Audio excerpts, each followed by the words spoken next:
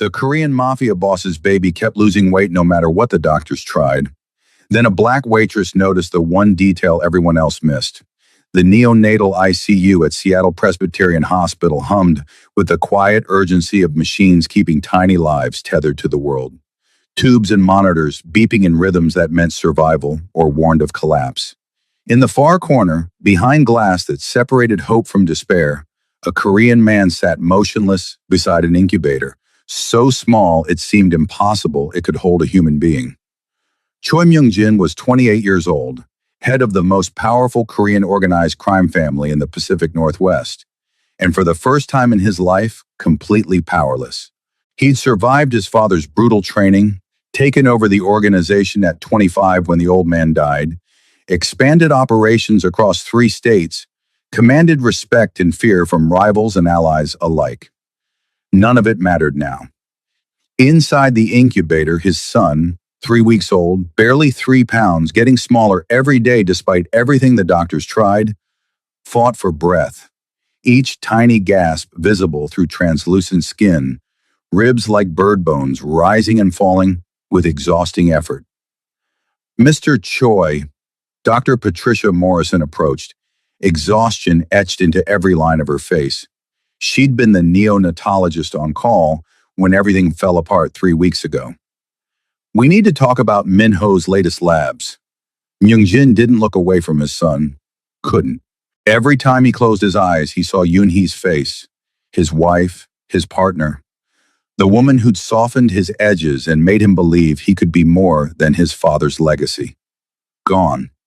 Hemorrhaged out on a delivery table while he'd stood outside, helpless, listening to her die. "Tell me," he said, voice flat. "He's lost another 4 ounces, down to 2 pounds, 13 ounces now. That's nearly 20% of his birth weight." Dr. Morrison's voice was gentle but firm.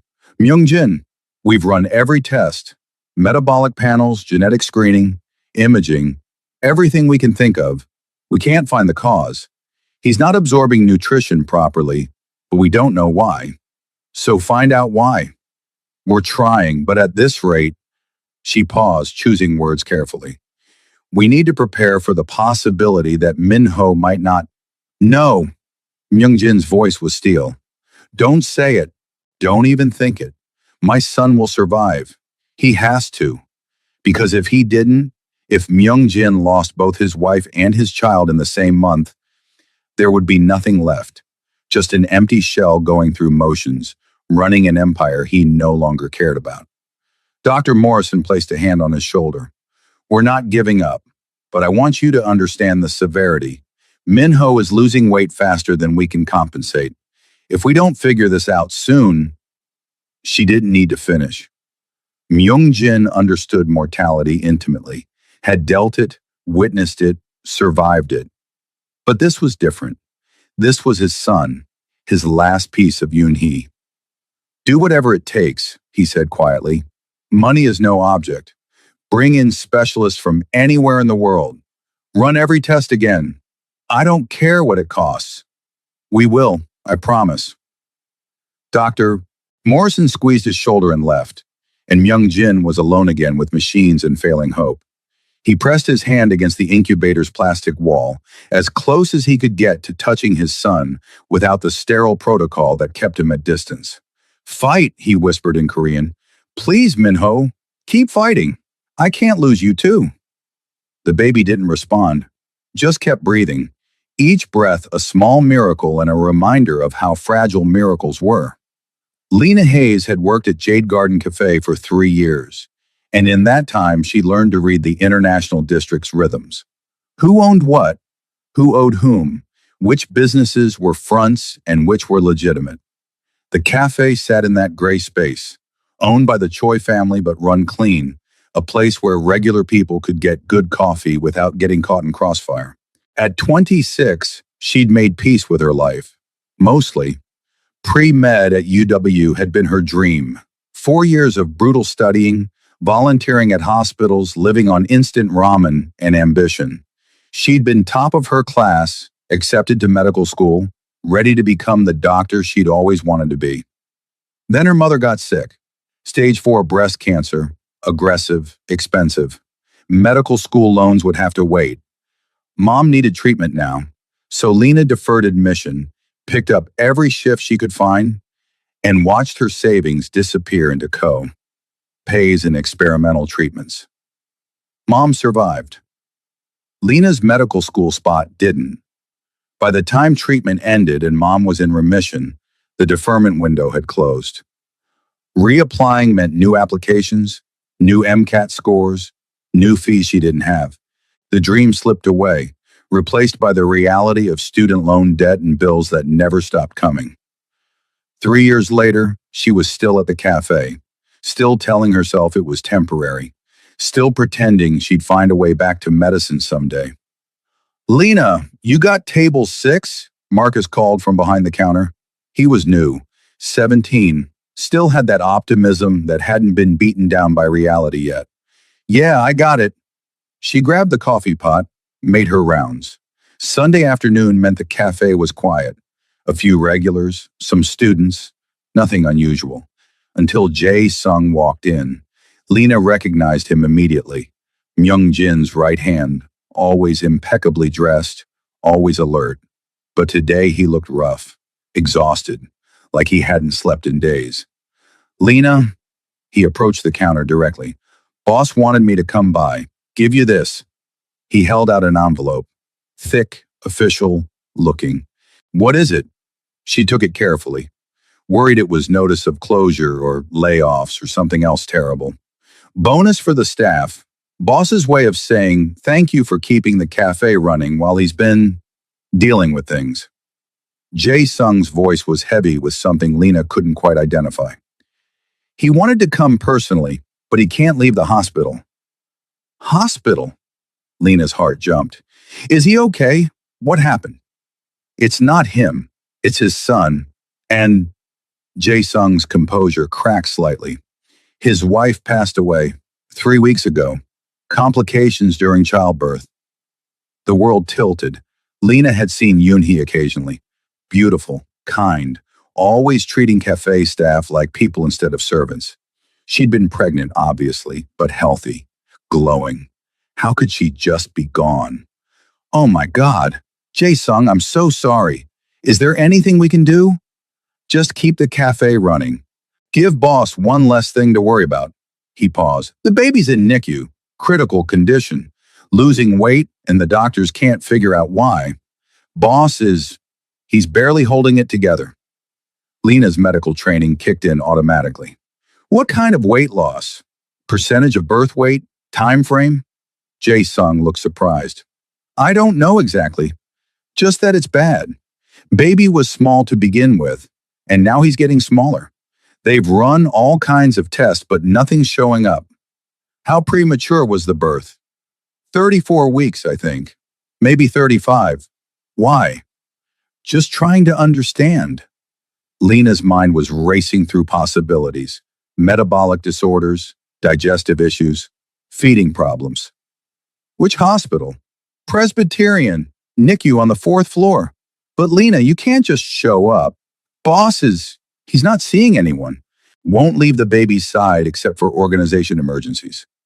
I won't intrude, She couldn't explain the pull, the need to help, to use the knowledge she'd spent 4 years acquiring and 3 years letting atrophy. Tell him I'm thinking of him and the baby. Jae Sung nodded, studying her with new interest. I'll tell him. And Lena, thank you for caring. He left and Lena stood holding the envelope, mind spinning with medical possibilities and the bone-deep certainty that she needed to do something. The rest of Lena's shift passed in distraction. She made coffee on autopilot, took orders without really hearing them, her thoughts miles away in a NICU she'd never seen. A baby losing weight despite medical intervention. Born premature. Mother died during delivery, which suggested complications, possible hemorrhaging, maybe emergency C-section. What had the doctors missed? You okay? Marcus asked as they closed up. You've been weird all afternoon. Just worried about someone. Lena wiped down the last table. Marcus, what do you know about Myung Jin? About the Choi family? Not much. They own this place, obviously. Run protection and stuff in the international district. Boss is young for a crime boss. Late 20s, I think. People respect him, but he's fair. Not like his dad was. Marcus paused. Why? His wife died in childbirth, and the baby's in critical condition. Shit, that's awful. Marcus's expression shifted to genuine sympathy. Is there anything we can do? I don't know. Maybe. But Lena couldn't stop thinking about it all through cleanup, all through her walk home, all through a sleepless night where she lay staring at her ceiling, running through differential diagnoses like she was still in medical school. Premature birth, failure to thrive, weight loss despite feeding. What could cause that? Metabolic disorder, but they'd have tested for that. Digestive malformation, but imaging would show it. Infection, but antibiotics would help. Cardiac issues, but monitors would catch it, unless it was something subtle. Something doctors weren't looking for because they were focused on the obvious answers. At 3 a.m., Lena gave up on sleep, grabbed her old medical textbooks, kept because she couldn't bear to sell them, and started reading. Neonatal care, premature infant complications, failure to thrive. And there in a chapter on feeding disorders in premature infants, she found a possibility everyone might have overlooked. Posterior tongue tie, ankyloglossia, a condition where the tissue connecting the tongue to the floor of the mouth was too tight, restricting movement. In adults, it caused speech problems. In infants, especially premature ones trying to feed, it could make proper latching and sucking nearly impossible. The baby could appear to be feeding, but not actually get enough nutrition, could tire quickly from the effort, could lose weight despite everyone's best efforts because he literally couldn't eat properly. And it was easy to miss, especially if doctors were looking for more complex explanations. A simple visual exam, looking under the tongue, would show it. But if no one thought to look, Lena grabbed her phone, then hesitated. She couldn't just call Myung-jin, didn't have his number, couldn't march into a NICU and demand to examine someone else's baby based on a hunch. But she also couldn't do nothing. By morning, she'd made her decision. Presbyterian Hospital's NICU had strict visiting protocols. Lena stood outside the fourth-floor security doors, heart pounding, trying to figure out how to get in without an invitation. Then Jae-sung appeared from inside, looking worse than yesterday. Clothes rumpled, eyes red-rimmed. He spotted Lena, and surprise flickered across his face. Lena? What are you doing here? I need to see the baby. I know that sounds crazy, but I think I might know what's wrong. Jae-sung stared at her. You're a waitress. I'm a pre-med dropout with 4 years of medical training and a photographic memory for neonatal complications. The words came out fierce. Jae-sung, I've been up all night thinking about this. I might be completely wrong, but if I'm right, if there's even a chance I'm right, don't you think Myung-jin deserves to know? Something shifted in Jae-sung's expression. Desperation, maybe, or the kind of hope that came from watching someone you cared about slowly break apart. He won't see you. He's barely speaking to anyone except doctors. Then take me to the doctors. Let me explain my theory to them. If they think it's worth pursuing, great. If not, I'll leave and never bother you again. Jae-sung studied her for a long moment, then nodded. Come on, but if boss kicks you out, you're on your own. The NICU was quieter than Lena expected. All the noise mechanical, monitors beeping, ventilators hissing. Jae-sung led her to a corner unit behind glass, and there was Myung-jin. Lena had seen him before, of course. The cafe was his property, and he'd visited occasionally, but always from a distance, always surrounded by his men, always moving with the dangerous grace of someone comfortable with violence. This man looked shattered. He sat slumped in a chair too small for his frame, one hand pressed against the incubator, looking at the tiny baby inside like he could will him to survive through sheer force of love. The baby, Min Ho, was impossibly small, smaller than Lena had imagined. All translucent skin and delicate bones, hooked to so many machines it seemed impossible he was even human. Boss, Jae-sung said softly, someone's here to see you. Myung-jin didn't look up. Tell them to leave. I'm not taking visitors. It's Lena from the cafe. She thinks she might know what's wrong with Min-ho. That got his attention. Myung-jin's head snapped up, eyes finding Lena. Dark, exhausted, holding on to control by a thread. What? Lena moved closer, fighting nervousness. Mr. Choi, I'm sorry to intrude.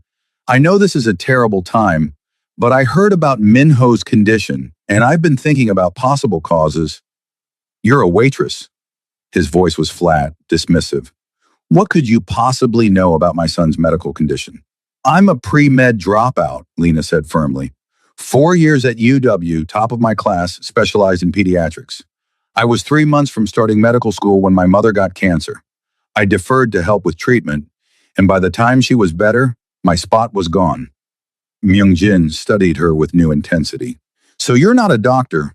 No, but I know enough to recognize patterns doctors might miss when they're looking for complex answers. And you think you found something the entire NICU staff missed? Skepticism edged his voice. That's arrogant. It's possible. Mr. Choi, I read about Min-ho's symptoms. Rapid weight loss, failure to thrive despite feeding attempts. Have the doctors checked for posterior tongue tie? Silence. Myung-jin blinked. What? Ankyloglossia, the lingual frenulum, the tissue under the tongue, is too tight, restricting tongue movement. It's common in premature infants, but easy to miss because everyone's looking for metabolic disorders or digestive issues. Lena's words came faster, urgency driving her. But if Min-ho can't move his tongue properly, he can't latch correctly, can't suck efficiently. Feeding becomes exhausting, and he's not getting enough nutrition despite everyone's efforts. Myung-jin stood slowly. No one's mentioned that. Because it's simple. And when a baby's critical, doctors look for complicated answers first. But sometimes the answer is simple, just hidden. How would we know? If you're right? Visual examination. Lift his tongue, look at the frenulum. If it's too tight, it'll be obvious. And if that's the problem, the fix is straightforward. A frenotomy. Simple procedure, takes minutes, immediate improvement in feeding. Hope flickered in Myung-jin's eyes, dangerous and desperate. And if you're wrong, then I've wasted 5 minutes and you're no worse off than you are now. Lena met his gaze steadily. But if I'm right, Mr. Choi, if this is what everyone missed, Min-ho could start gaining weight immediately. Myung-jin turned to Jae-sung. Get Dr. Morrison. Now!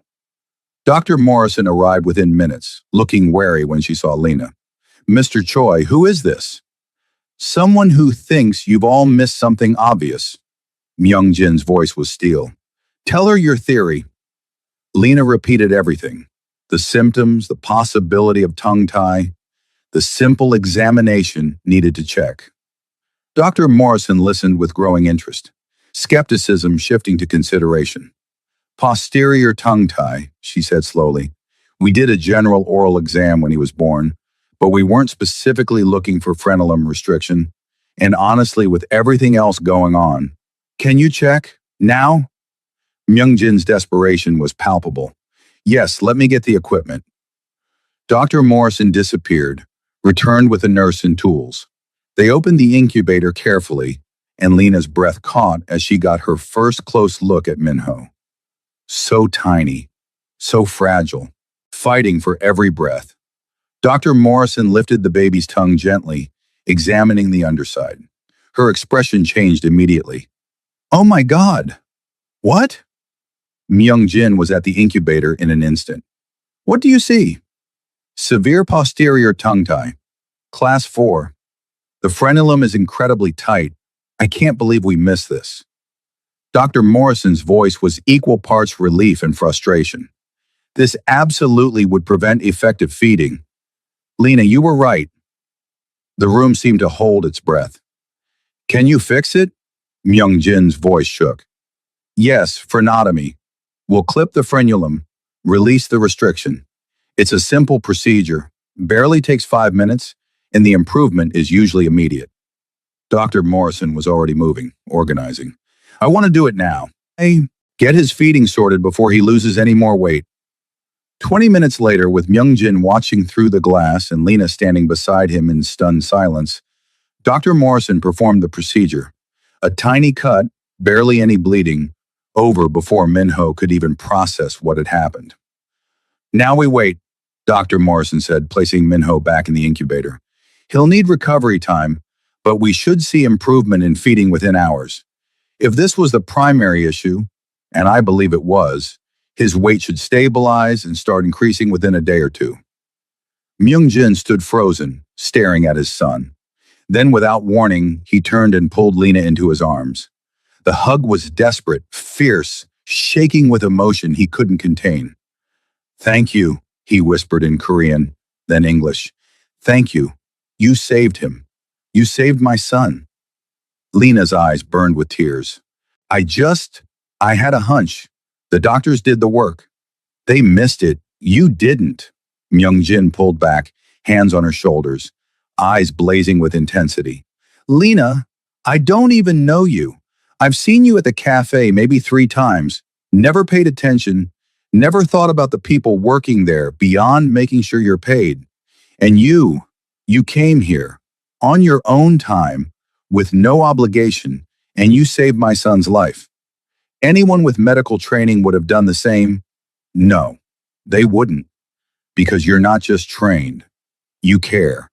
You cared enough to lose sleep thinking about a baby you'd never met, to research possibilities, to come here and risk looking foolish. His voice broke.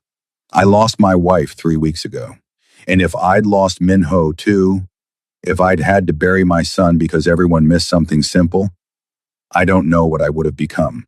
Something dead inside. Tears streamed down Lena's face.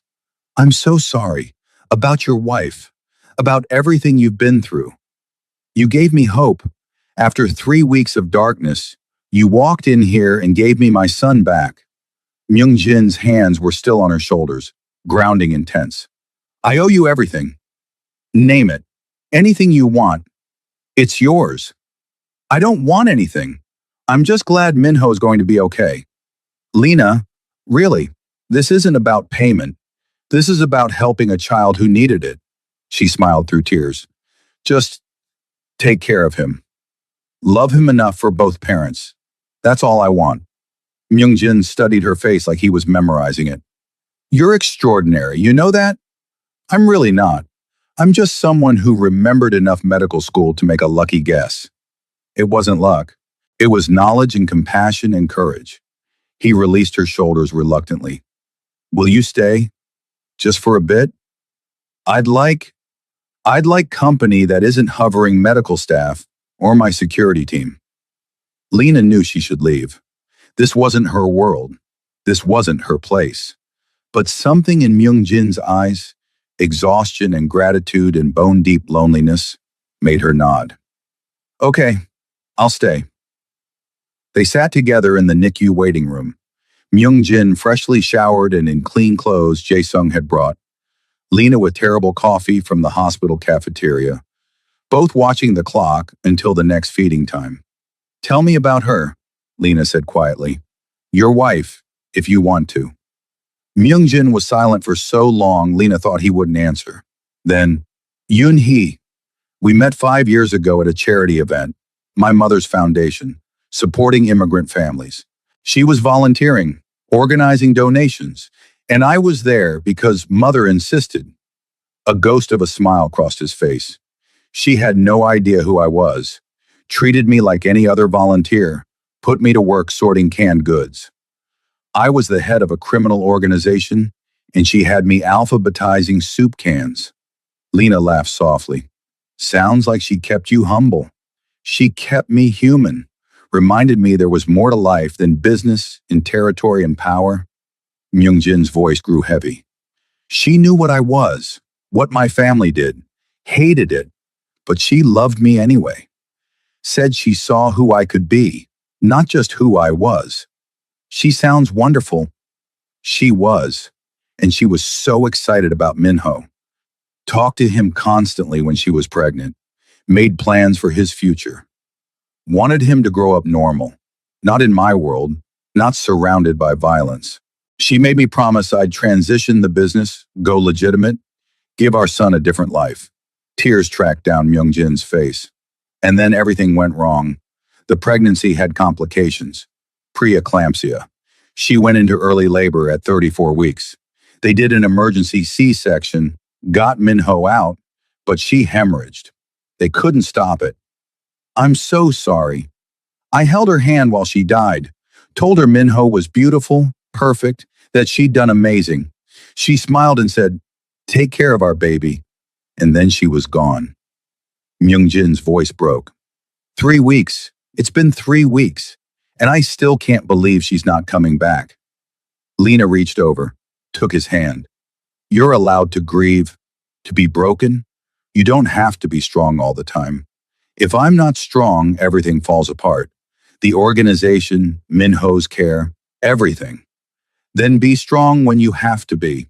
And let yourself break when you can, with people who won't judge you for it. Myung-jin looked at their joined hands. Why are you being so kind to me? You don't know me. For all you know, I'm exactly the monster my reputation suggests. Maybe. But monsters don't cry for their dead wives or sit vigil for dying babies. You're human, Myung-jin. Complicated and probably dangerous, but human. Lena squeezed his hand. And right now, you need someone who sees that. They sat like that until the nurse came to tell them Minho was ready for his first post-procedure feeding. And when they went back to the NICU, when they saw the baby latch properly for the first time, drinking with none of the previous struggle, Myung-jin broke down completely. Lena held him while he sobbed. This powerful man reduced to tears of relief and grief, and felt something shift in her chest. Something dangerous and warm and absolutely impossible. She was falling for him, for this broken, complicated man and his tiny son. And she had no idea what to do about it. Minho improved rapidly. Within 48 hours, he'd regained half the weight he'd lost. Within a week, he was off the ventilator. Within 2 weeks, doctors were talking about discharge. And through all of it, Lena visited. Every day after her cafe shift, she'd come to the NICU, check on Minho's progress, sit with Myung-jin.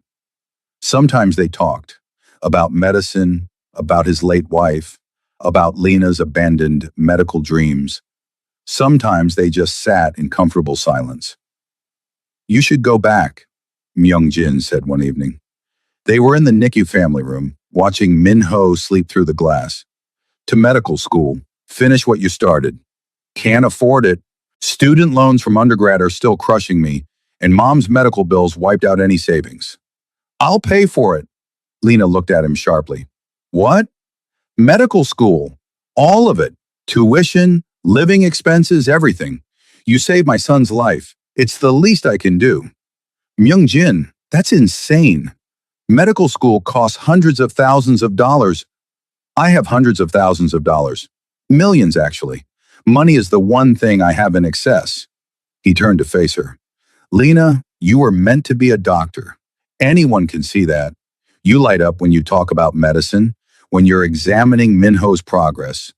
Don't let financial circumstances steal that from you.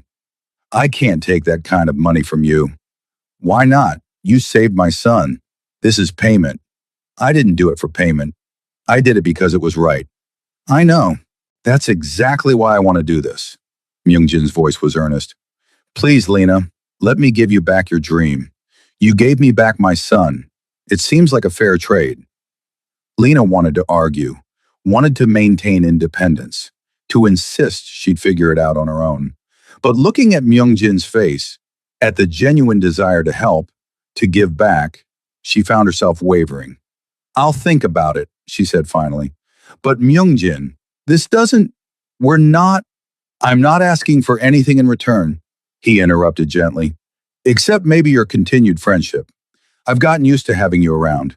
You make the darkness feel less suffocating. Heat flooded Lena's cheeks. You're just grateful.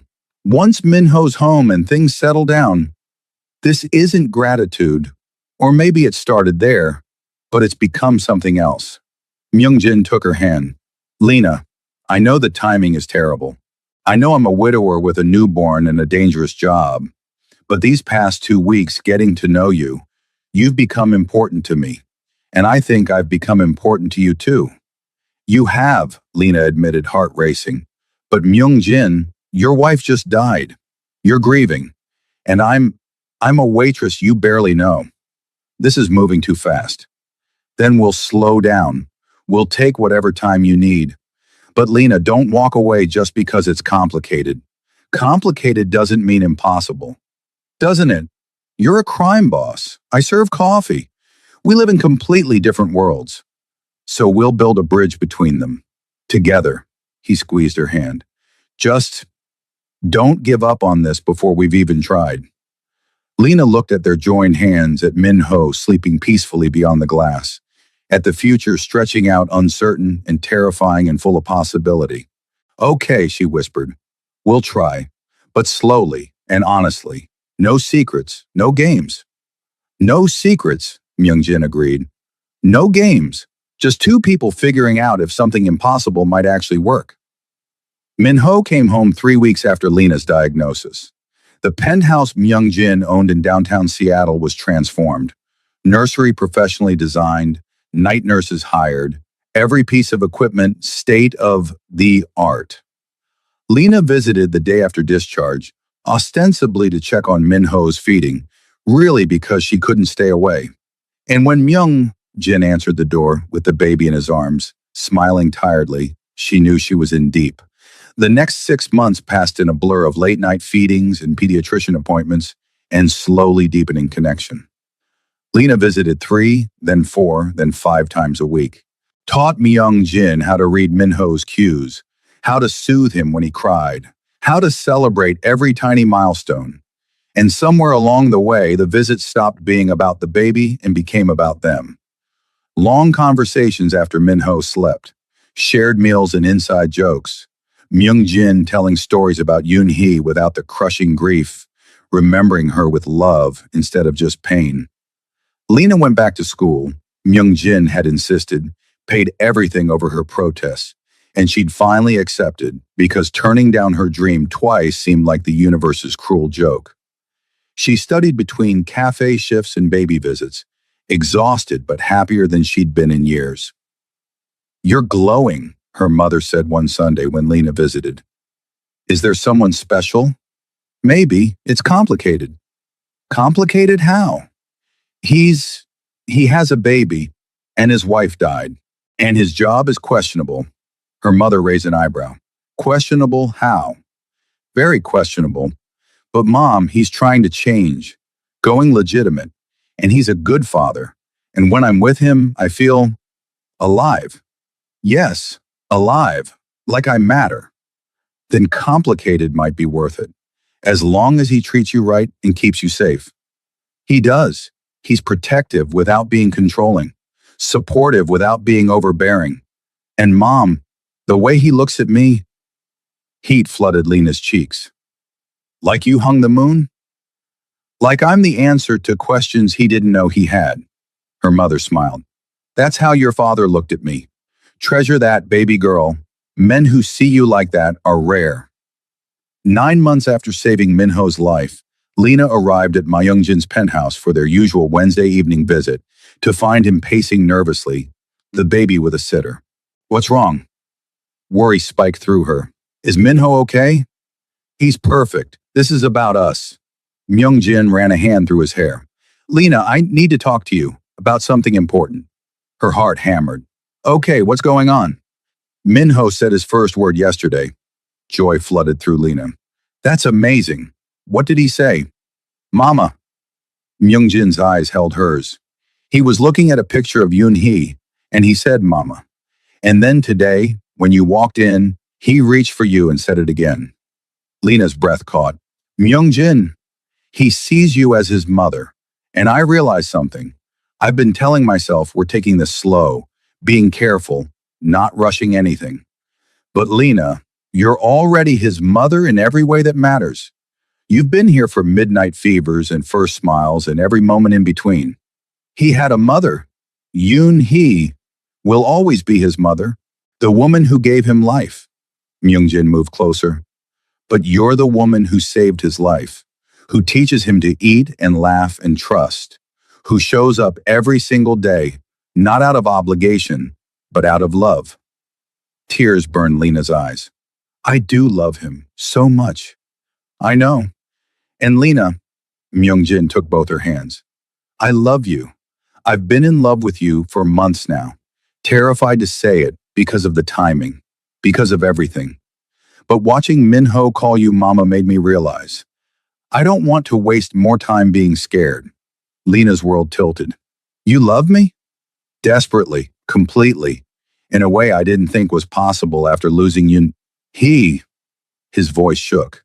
You're not her replacement. You're something entirely different. Your own kind of miracle. And I want to spend my life proving I'm worthy of you.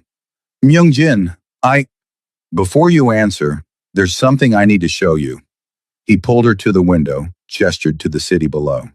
I've been working on the transition. The legitimate businesses are profitable now. I've shut down most illegal operations, transferred the rest to trusted people who'll phase them out. In 6 months, maybe a year, I'll be completely clean. You're really doing it. For Minho, for myself, for you. He turned her to face him. Lena Hayes, I know this is fast. I know we've only known each other 9 months. But I also know you're the person I want beside me for the rest of my life. You're the mother I want raising my son, the partner I want building a future with. He dropped to one knee, pulled out a small box. Marry me. Be Minho's mother officially. Let me spend every day proving you made the right choice. Lena stared at the ring. Simple, elegant, perfect. Her mind spun with 1,000 reasons to say no. It was too fast, too complicated. His wife had been dead less than a year, but her heart knew the truth. She loved this man, loved his son, wanted this future more than she'd wanted anything except medicine. And maybe this was medicine too, healing a family broken by loss, building something beautiful from tragedy. Yes, she whispered. God help me, yes. Myung-jin's smile was brilliant. He slipped the ring on her finger, stood, pulled her into his arms. Thank you for saying yes, for loving us, for being exactly who you are. I love you, Lena said, finally giving voice to feelings she'd been suppressing for months. I love you and Min Ho, and I'm terrified, but I'm also sure this is right. It's right, he agreed and kissed her, soft and sweet and full of promise. They were married 3 months later in a small ceremony that honored both Yoon-hee's memory and their new beginning. Lena's mother cried. Min-ho wore a tiny tuxedo, and when Myung-jin said his vows, promising to love her, honor her, build a life worthy of her sacrifice, Lena knew she'd made the right choice.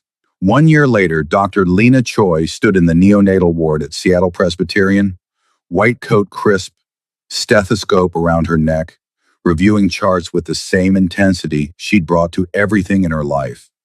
Medical school had been brutal, compressed timeline, endless studying, balancing motherhood and marriage with the demands of becoming a doctor. But she'd done it.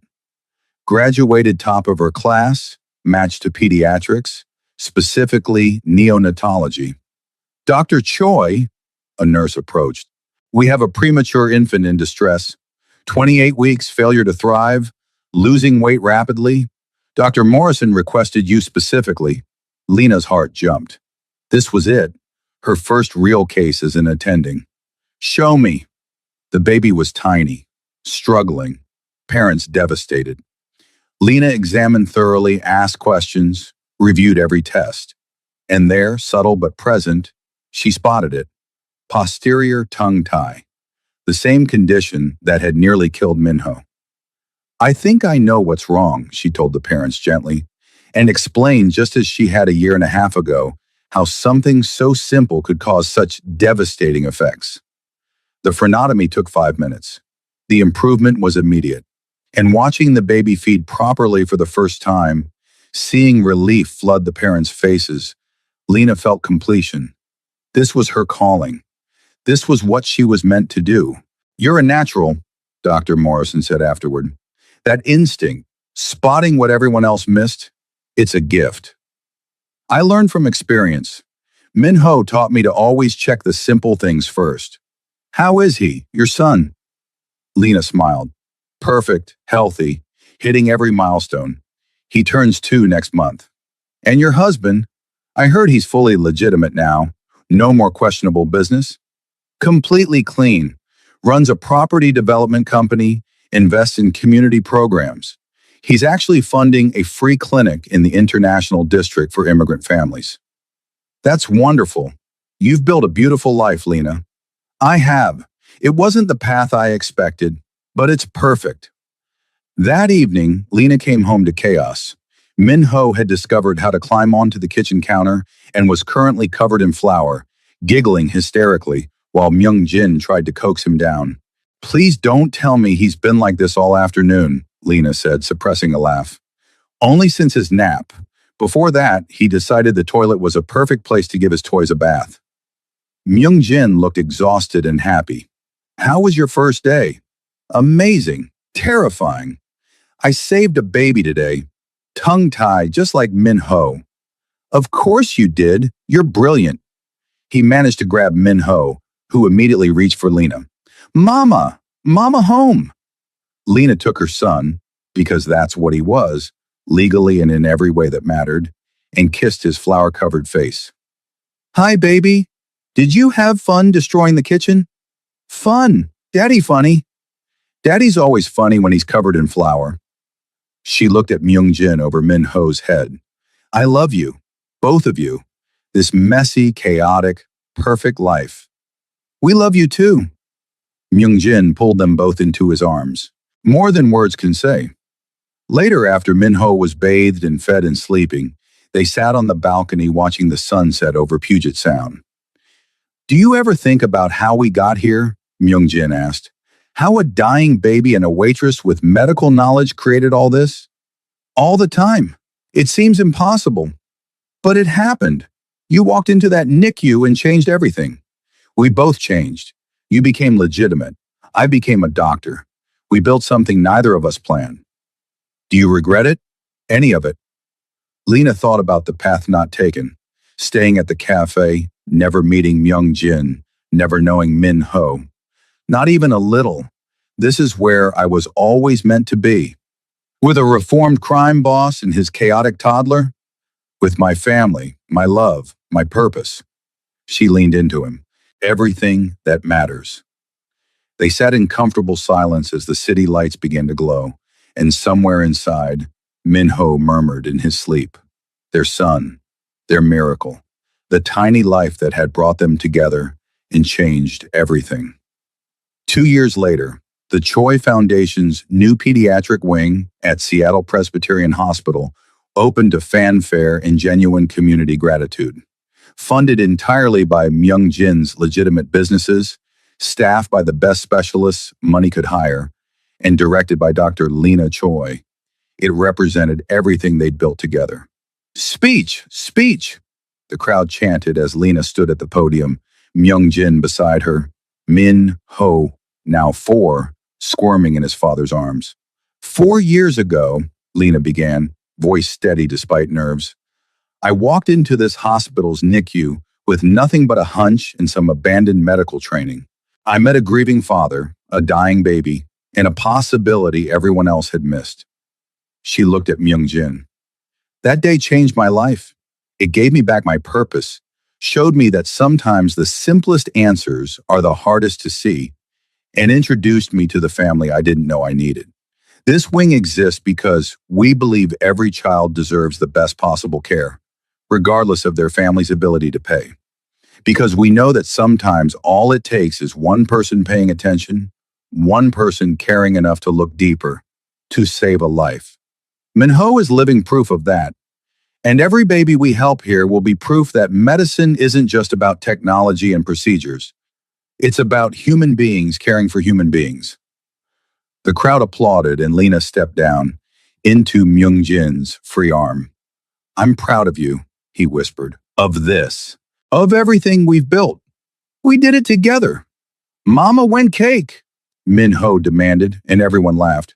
Soon, baby, after the boring grown-up stuff.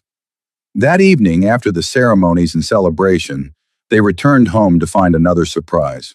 Dr. Morrison had sent over medical records. A baby girl, premature, complicated case.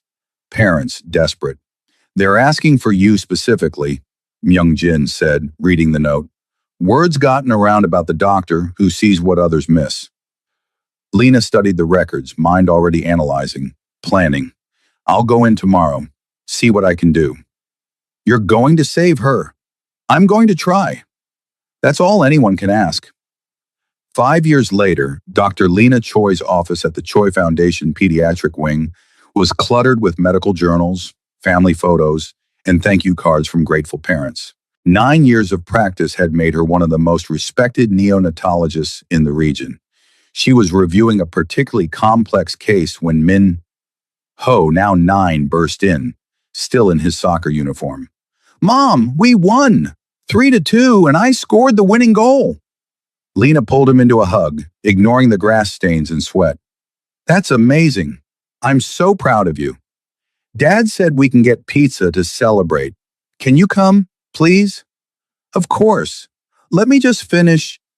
Dr. Choi, her assistant, appeared in the doorway. The Chen baby just stabilized. Your intervention worked. Parents are asking to see you. Warmth flooded through her. Another life saved. Another family given hope. Tell them I'll be right there. She looked at Min-ho. Give me 10 minutes, okay? Then pizza with Dad. Okay, but Mom. His expression grew serious in that way that reminded her so much of Myung-jin. Thank you for being my mom. I know I had another mom before, but you're the one I remember. The one who's always been there. Tears burned Lena's eyes. Oh, baby, thank you for letting me be your mom. It's the greatest honor of my life. I love you. I love you too. So much. He ran off to find Myung-jin, and Lena sat for a moment, overwhelmed with gratitude. 9 years ago, she'd been a waitress with abandoned dreams. Now she was a doctor, a wife, a mother. She'd saved dozens of babies, built a program that helped hundreds more, created a life she'd never imagined possible, all because she'd paid attention, because she'd cared enough to look deeper, because she'd been brave enough to walk into a NICU and offer hope when everyone else had given up. Her phone buzzed. Myung-jin. Min-ho told me about the goal. I'm so proud. And I'm proud of you. Heard about the Chen baby. You're amazing. Love you. See you for pizza. Lena smiled, gathered her things, and headed to see the Chens, to deliver good news, to share in their relief and joy, to do what she was meant to do, save lives, build hope, make miracles happen one tiny patient at a time. 10 years after Min-ho's birth, the anniversary fell on a Sunday. Myung-jin, Lena, and Min-ho visited Yoon, his grave together, as they did every year. Hi, Mom, Min-ho said, placing flowers on the headstone. He was 10 now, thoughtful and kind, with his father's intensity and his birth mother's gentle spirit. I'm in 5th grade now, still playing soccer, still getting good grades, and I wanted to tell you about my science project. He talked to the grave naturally the way they taught him. Yoon-hee wasn't gone, just in a different form, still watching over him. Lena stood back, giving father and son their moment. Thank you, Myung-jin said quietly, his arm around Lena's waist, for teaching him to honor her, for making sure he knows his story. She's part of him, part of you.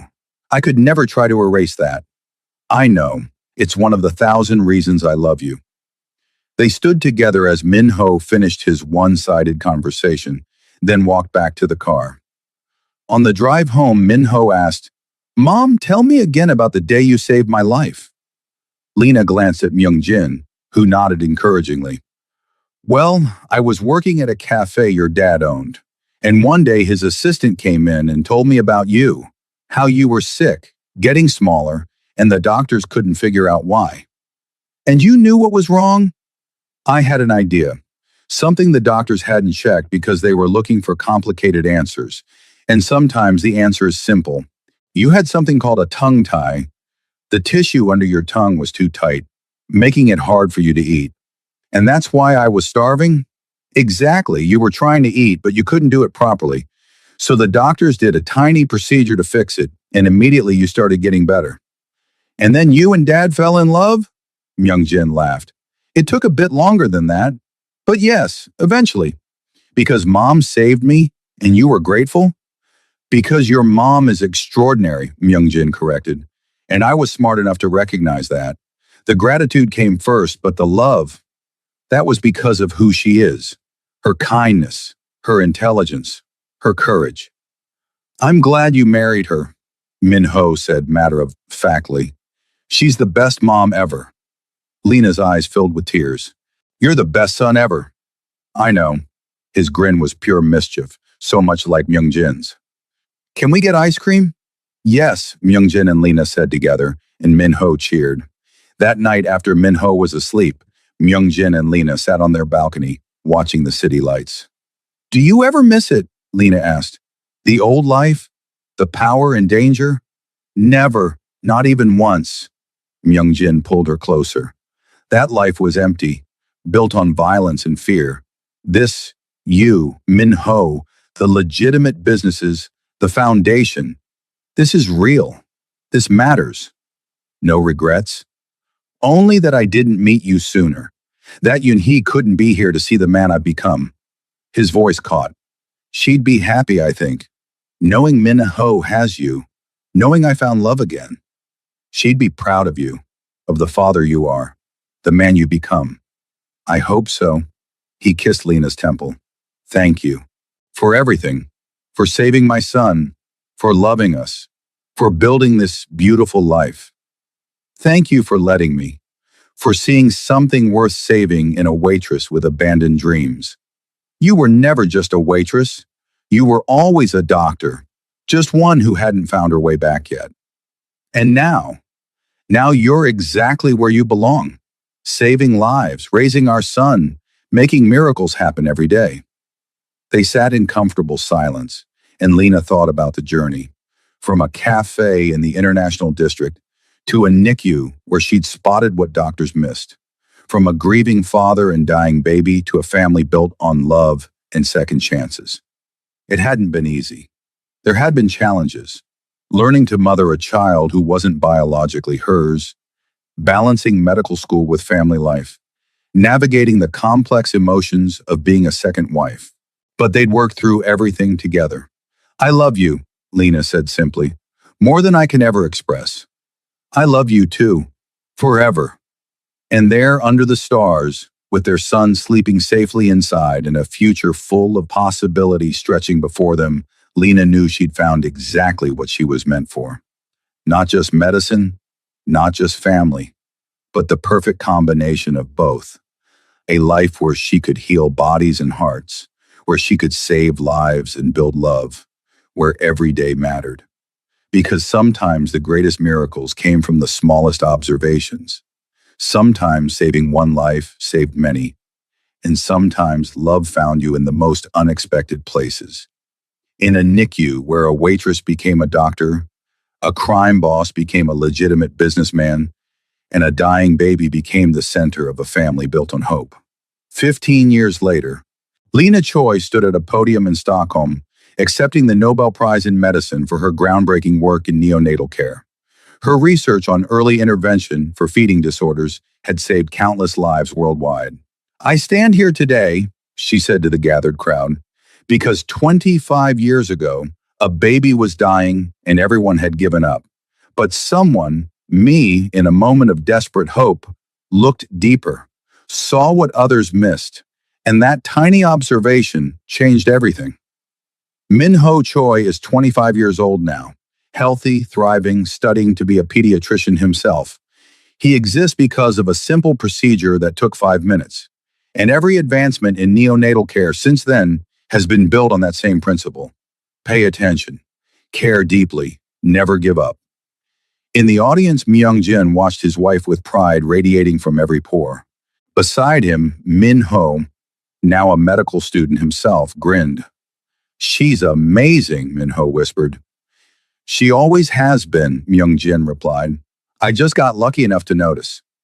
After the ceremony, surrounded by congratulations and press, Lena found her family. Myung-jin pulled her into his arms. "Congratulations, Dr. Choi, Nobel Prize winner. How does it feel?" "Surreal, overwhelming, but also—" She looked at Minho, then back at Myung-jin. "Also just right, like everything led to this moment. From a cafe to Stockholm, quite a journey. The best journey, with the best companions." "Mom," Minho said, emotion thick in his voice. "Thank you for saving me, for being my mom, for showing me what it means to care about people." "Thank you for letting me," Lena replied. "You gave me purpose when I'd lost mine. You gave me a family when I didn't know I needed one. You gave me everything." They stood together, father, mother, son, a family built from tragedy and hope, from loss and love, from a single moment when a waitress looked at a dying baby and refused to accept the impossible. Because that's what Lena had always done, refused to accept the impossible. Looked deeper, cared more, saved lives by paying attention when everyone else looked away. And in doing so, she'd saved more than just Minho. She'd saved herself, found her purpose, built a life of meaning. "Come on," Myung-jin said, steering them toward the reception. "Let's celebrate. My brilliant wife, the Nobel Prize winner." "Our brilliant mother," Minho corrected. "Both," Lena said, squeezing both their hands. "And lucky beyond measure. Because sometimes miracles came disguised as tragedies. Sometimes the worst day of your life led to the best. Sometimes a dying baby brought together two people who needed each other desperately but didn't know it yet. And sometimes, just sometimes, love and medicine and purpose aligned perfectly, creating something more beautiful than anyone could have imagined.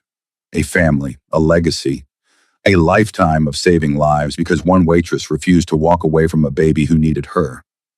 That was Lena's story. That was their story.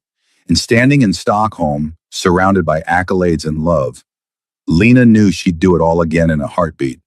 Because some things were worth fighting for. Some lives were worth saving. And some love stories began in the most unexpected places. In a NICU where hope seemed lost and miracles were just waiting to be discovered. All it took was someone brave enough to look.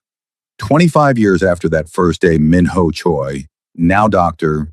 Minho Choi, specialized neonatologist, stood in the same NICU where his life had been saved decades ago. A young couple sat before him, their premature daughter fighting for survival, hope fading. "I think I know what's wrong," he said gently, having spotted the same tongue tie his mother had identified in him so many years ago. "It's fixable. Simple. Your daughter's going to be fine." Relief flooded the parents' faces and Minho felt the weight of legacy. His birth mother had given him life. His second mother had saved it. And now he carried both their gifts forward, life and healing, combined. After the procedure, successful and immediate in its results, Minho called his parents. "I saved another baby today, tongue-tied just like mine." Lena's voice was warm with pride. "You're carrying on the tradition. I'm carrying on your legacy, Mom, teaching people to look deeper, to care more, to never give up." "That's my boy," Myung-jin said, now 73, officially retired from all business, but still sharp, still devoted to his family. "Come for dinner tonight?" Minho asked. "I want to celebrate, and I have news." "News?" "Ji-yeon is pregnant. You're going to be grandparents again." Squeals of joy from both parents made Minho grin. His wife, also a doctor, met during residency, was due in 6 months. Their second child, another connection in the chain of life and love his mother's had started. That evening, gathered around the table in the home where Minho had grown up, 3 generations celebrated. Lena and Myung-jin, now in their 70s but still deeply in love. Minho and Ji-yeon, building their own family. And the promise of new life continuing the legacy. "Tell us again," Minho's daughter, 5 years old, named Yoon. He, after the grandmother she'd never met, demanded, "Tell us about the day Grandma Lena saved Daddy's life." Lena smiled, taking Myung-jin's hand. "Well, it was a long time ago. I was working at a cafe and a very sick baby needed help." She told the story again, as she had countless times. But it never got old. This tale of hope and healing, of love found in unexpected places, of a family built from tragedy and transformed into something beautiful.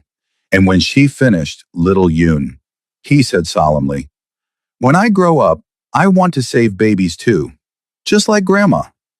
"Then that's what you'll do," Lena said, pulling the girl into her lap. "And we'll help you learn, teach you to pay attention, to look deeper, to care with your whole heart. That's the family business," Myung-jin said with a smile. "Saving lives, building hope, making miracles. Best business in the world," Minho agreed. And there, surrounded by family and love and the promise of future generations carrying forward the legacy of healing, Lena felt complete. She'd started as a waitress with abandoned dreams, become a doctor who saved countless lives, found love in the midst of tragedy, built a family that spanned loss and hope and everything in between, all because one day she'd walked into a NICU and refused to accept that a baby was beyond saving. All because she'd looked deeper, cared more, seen what others missed. That single moment had changed everything, created ripples that spread through decades, through generations, through thousands of lives saved by the techniques she'd pioneered.